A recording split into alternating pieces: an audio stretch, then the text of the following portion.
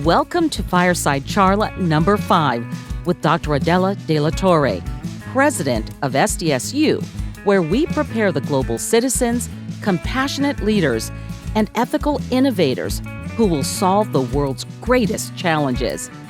Today, we bring you a really fun episode, 9 questions for our 9th president, inspired by her recent trip to Asia. SDSU student Ethan Garcia chats with the president about fun aspects of the trip and more serious topics like why international relationships are good for SDSU's stature as a leading global institution, a key pillar in the president's vision. Fireside Charla starts now.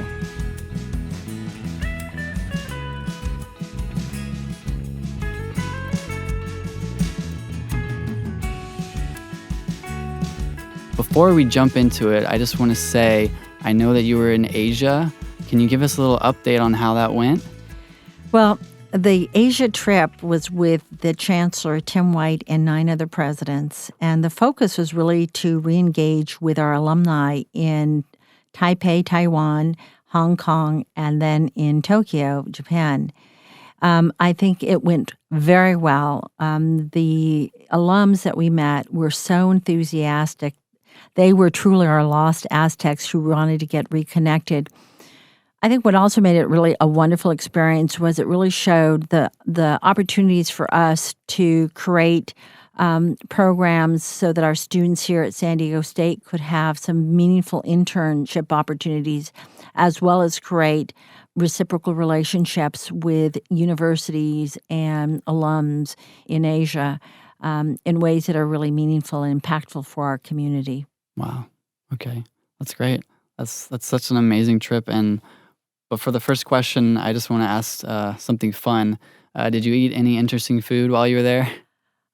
Yes, I ate a sea anemone, which I'd never had before. It was a very interesting texture, had a wonderful sauce.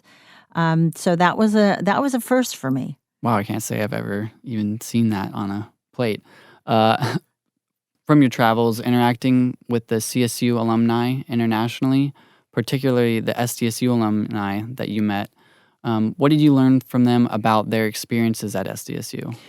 You know, all of them really shared with me how positive their experience was at SDSU and how much they loved SDSU. For some of them, there was a couple that I met in Taiwan where they met each other at SDSU and were married. And of course, they attribute SDSU to the relationship that they have that's lasted for many, many years. But beyond there are some really deep friendships. And in many instances, the experience at SDSU allowed them to move forward in their careers in ways that were really, really notable. I'll give you an example. You know, one of the narratives I kept hearing over and over again was a self-confidence that was developed. And I think that's similar to a lot of our students when they say, what did they get out of SDSU? Was a capacity to know themselves, to become self-aware, and to recognize that they were able to do the job set in front of them in ways that they could never have expected had they not had the SDSU experience. Yeah, I can identify with that too. Third question, how did your visit help you further think about creating global citizens? Well, it's very clear to me that we as a campus need to really create the types of social networks that allow all of our students, alum, and faculty to capitalize on the fact that the world is getting flatter, meaning the relationships that we now need to have as students, faculty, and alums is one that brings us closer together, and that there's so many similarities in interests that we really can build on that.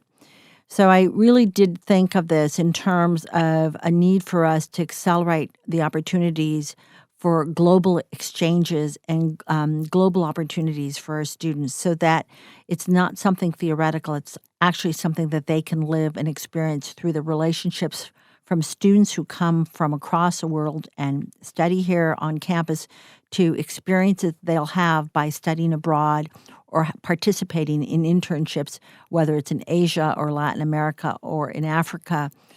these are really important experiences this day and age. And the more we have those opportunities for our students and faculty, the more impactful I think we will be as an institution. Absolutely. Question number 4. Can you talk to us about how creating binational relationships assists SDSU's stature as a leading global institution?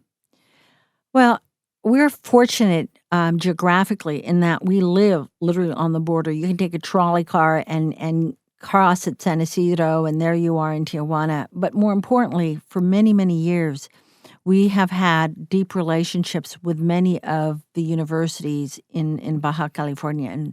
And in that capacity, as we move forward, we can really create the kind of impact as a region, as a powerhouse, a university powerhouse in a region. And if you think about it, there is no issue on the U.S.-Mexico border that isn't a global issue. And probably if we look at our border here in San Diego, we can tackle whether it's dealing with water issues, immigration issues, social justice issues dealing with representation of all types, art, science. If we can successfully tackle those issues, we can replicate them anywhere in the world because there isn't a country that doesn't have the same kinds of issues and needs leadership, intellectual, academic leadership. In San Diego State, if we can do this effectively, creating the types of synergies, relationships, and systems, we will really make an impact as a national and international institution. Yeah, it's such a unique opportunity too. Question 5. As you think about the importance of students studying abroad, what thoughts do you have on international experience and student growth? I think that if you ask any student who's done a program abroad, they will tell you that that has been one of the most transformative experiences in their life.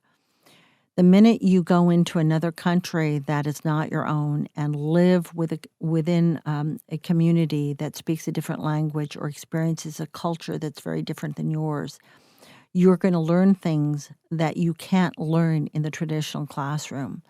So this is an area that I think we've been very strong in, but we can even become stronger in the context that we have an opportunity to deepen those types of experiences for our students. And if we're really focusing on diversity and inclusion and really talking about global citizenship, we as an institution need to really prepare our students through these very important opportunities through programs, whether they're binational programs or programs anywhere in the world. Definitely. So, when you think of a global network for SDSU, what would you like to see in the future?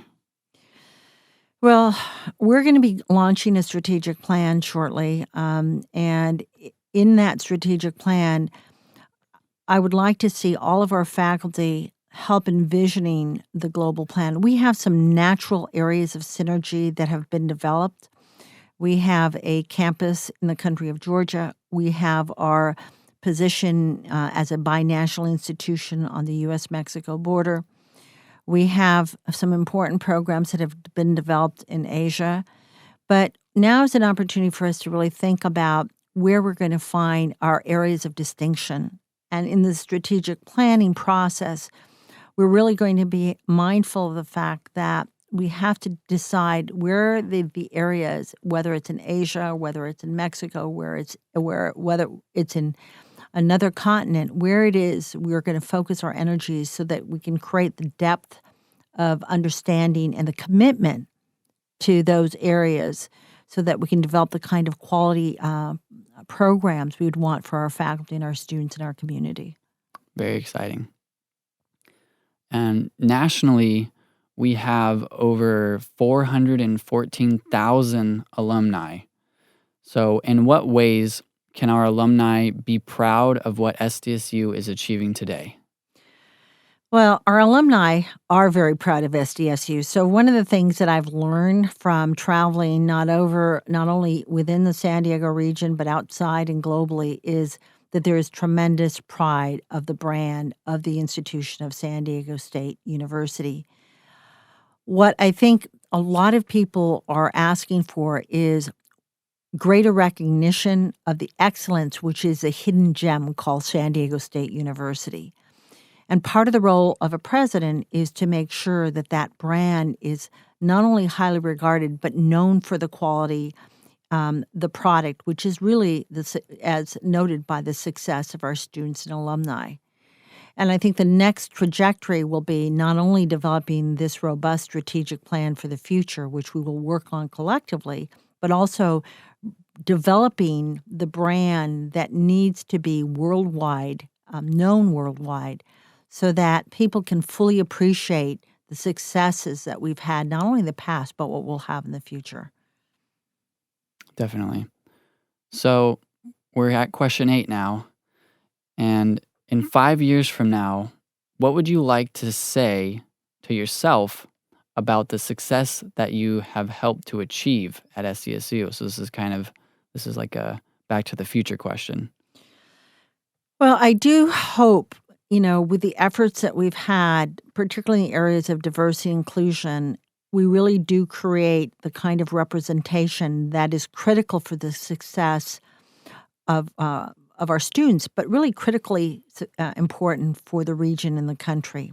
That we are able to really begin to get the kind of authentic leadership developed, so that faculty are really moving forward in a direction that supports the students that we will have in the classroom today and tomorrow.